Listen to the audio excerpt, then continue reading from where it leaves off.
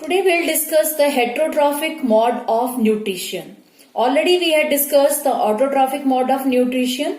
So heterotrophic mode of nutrition, the organisms which can't make their food and they depend on others for their food, including animals and non-green plants, they take in food prepared by the green plants.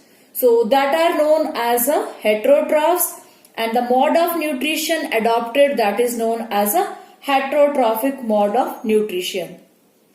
So today we'll discuss the few of the heterotrophic mode of nutrition. First we'll discuss about the parasites, insectivorous and saprotrophs, and last is symbiotic relationship is there.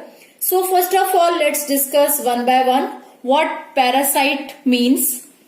So parasites are the organisms, either plant or animal, that derive nutrients from other organisms without benefiting the host.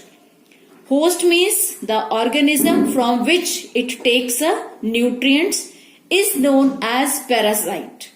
So parasite, again, they depend upon the others for their food. So here we can discuss few of the example of the parasite, that is a cascata. Another name for cascata is amervale. So this is the parasite. Now we have seen that how they depend upon the others. Second is insectivores. Insectivorous plants are those plants which trap insects and digest them by producing digestive juices, that are called the insectivorous plants.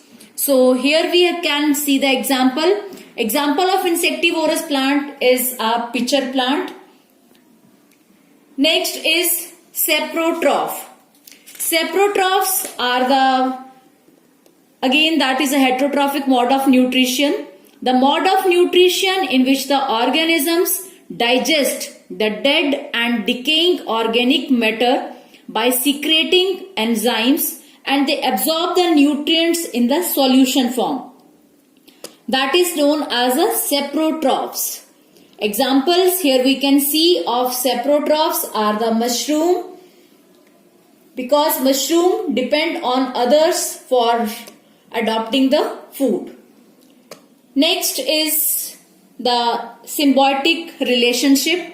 Some of the organisms, they live together and share shelter and nutrients. This type of the relationship between the organism in which both the partners are benefited by each other, this is called a symbiotic relationship. So here we can see one example of lichens.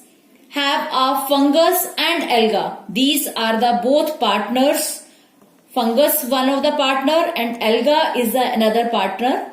What does they do for one another? Fungus partner provides shelter, water and minerals to the alga, and in return alga provides food which is prepared by photosynthesis. So we can see that how fungus and alga, they live together and they are benefited by each other. So such type of a relationship is known as a symbiotic relationship. So today we have discussed the 4 types of mode of nutrition. One is parasite, another is insectivorous, next saprotroph, and the last one is a symbiotic relation.